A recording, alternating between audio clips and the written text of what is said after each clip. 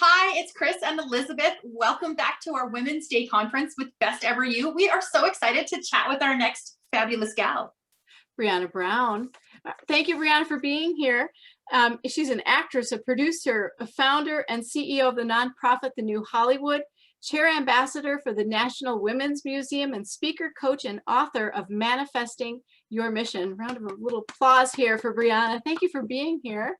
We have so many questions for you in our 15-minute segment here. Yeah. We get started, Chris? I know. We have to talk fast and get to it. So you got to wave. You don't even get to say hello. Okay. But what we want to do, there you go.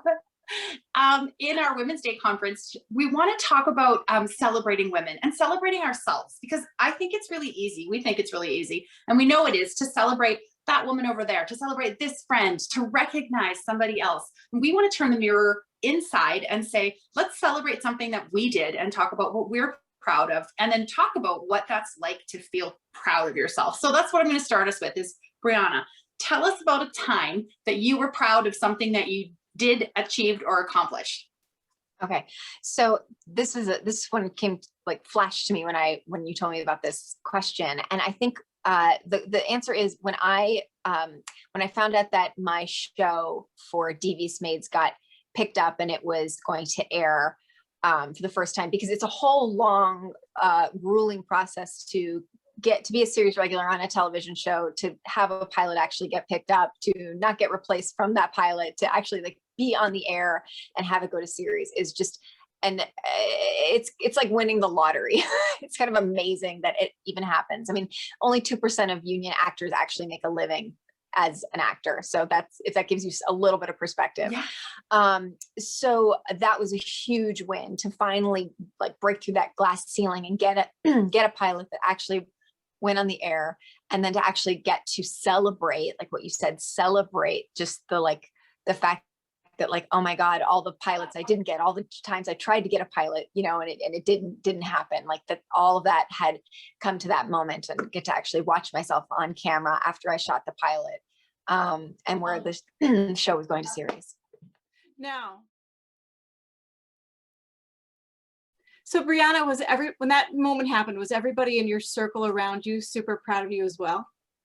Well, what I did is I invited everybody to a screening at my friend's house who offered to host.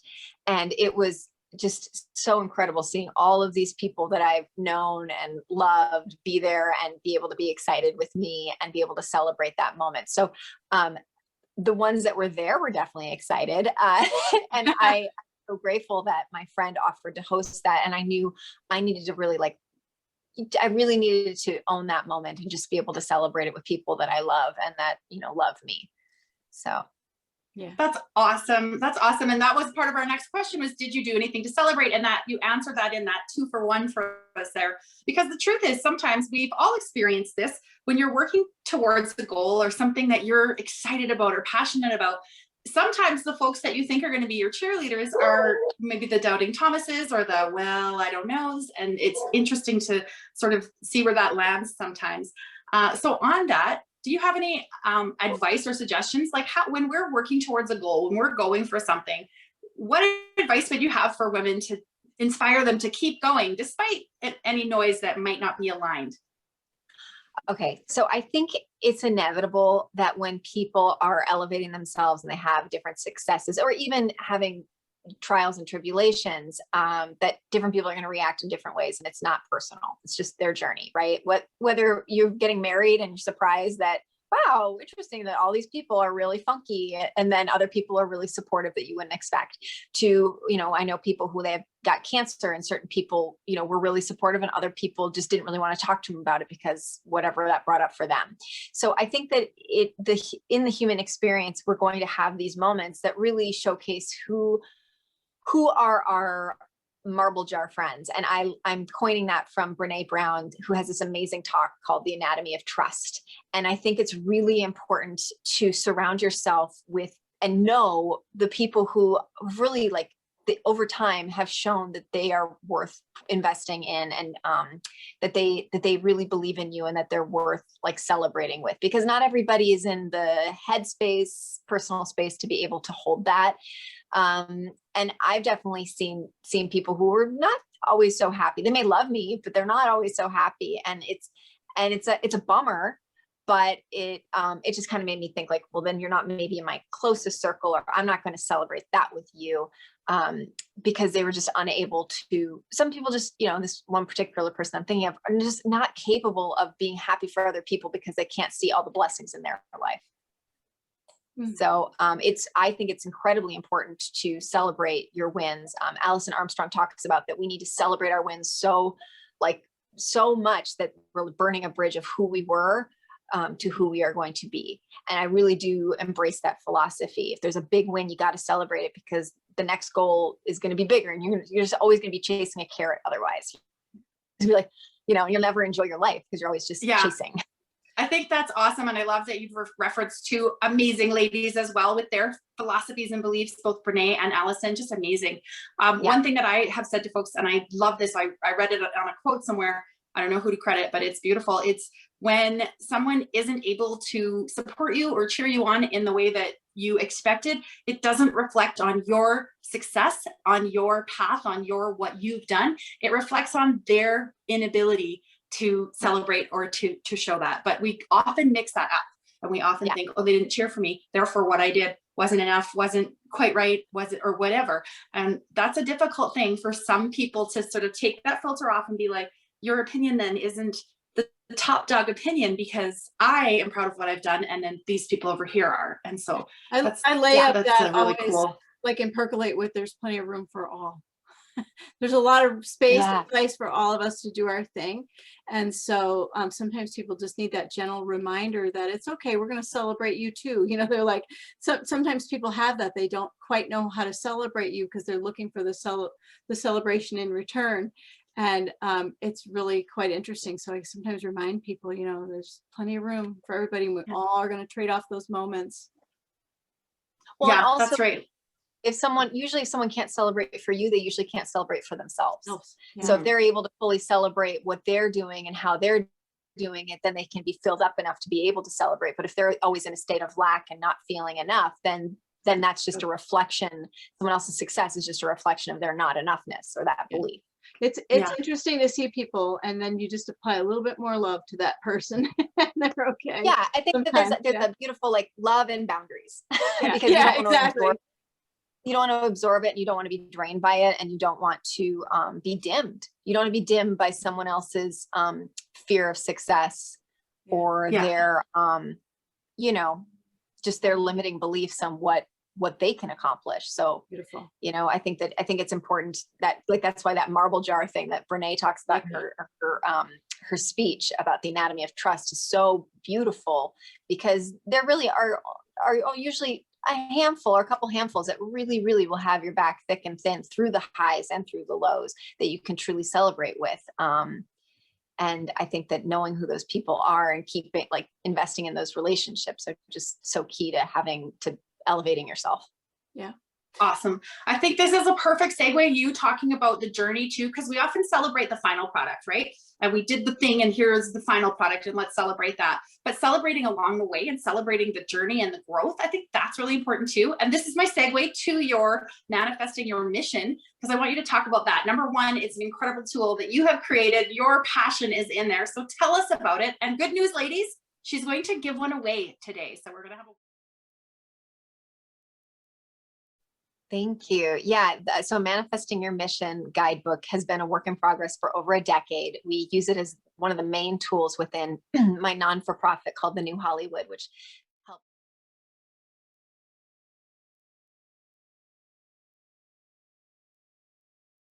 helps. Also, this is cool, is that 10% of all books we actually end up have a mentorship program for foster youth where we use this program to be able to help them. So it's like win-win. It's like you help yourself and you're helping others who really need additional tools and love. So it's this really great guidebook. It's an annual guidebook that helps you really look at, and exactly what you're saying, celebrate and acknowledge the wins along the way, where you get to slow down and be really intentional about what it is you're creating, why you're creating it. And it's just been polished and tweaked so it works for people in various phases of their life. And I'm really, really proud of it. I'm really proud of this version that I updated this past year. So to go on with what you were, celebrating your wins. I remember when I ran a marathon, my girlfriend, one of the things that I was, practicing when we were doing it, because it seemed so overwhelming to like achieve that goal, is every time we hit a mile marker, because if you've run a race, there's usually a mile marker, like you're at mile 10, you're mile 13, whatever. Every time we do that, we look at each other and we give each other a high five. So it was like an acknowledgement of the journey along the way. So it made it that much more fun being in the process of doing it to then finishing and then, being really celebratory and then icing your knees. But I think it's really important that you celebrate the wins, and also that but by celebrating and acknowledging it, then you're embodying it. And manifesting your mission definitely helps people be able to solidify that, to be able to grow bigger than their circumstances. Beautiful. All right, one last question for you. Thank you for being here with us. We would like to know, we're asking everybody the same question here. How do you feel your incredible best? I think that there's not like one thing that helps me feel my incredible best. And I just want to say, I don't walk around always feeling my most incredible best, like that's delusional, and I'm not highly medicated. So like, I just want to acknowledge that, because I think there's this idea that like, oh, that person must be always just, glowing, or just how they would be after, performing. And it's just, that's obviously not the case. But one of the things that really helps me get anchored into feeling my best is gratitude. And it's such a simple thing, but like really feeling and being grateful for what I have, for this breath right now, for all the little and all the big things. That definitely helps kind of realign me to get a state of anxiety or fear or perseverating on the past or worrying about the future. And anxiety and gratitude, you cannot have both at the same time, by the way. That's an interesting fun fact. So if you're in a state of anxiety, focus on gratitude, because you cannot have both at the same time. So that really helps anchor me to be able to, but I have to really feel it. If I just kind of like, broad stroke it, like I'm grateful for, the sky, that's not really going to do it. But when I really anchor in, it just shifts my energy and it shifts my perspective to be able to be like, wow, I have so many blessings. And when we really think about what we have, it's just so incredible, because there are people who have so little, and there are people who have so little and are happy. So when you see people that have so much and they're not happy, you're like, wow, you're focusing on the wrong thing, I love that. And we are both such fans of that gratitude practice as well. So when you talk about that I just want to touch my heart and be like, yes, gratitude, it makes such a difference. And thank you so much for sharing that. It's a wonderful tip for all our women out there. And we are going to celebrate Brianna by throwing up imaginary emergency glitter. So grab your glitter and give it a little toss. And thank you so much for being here with us and sharing your insights with us. We really appreciate it. Thank you, Brianna. You, thank you.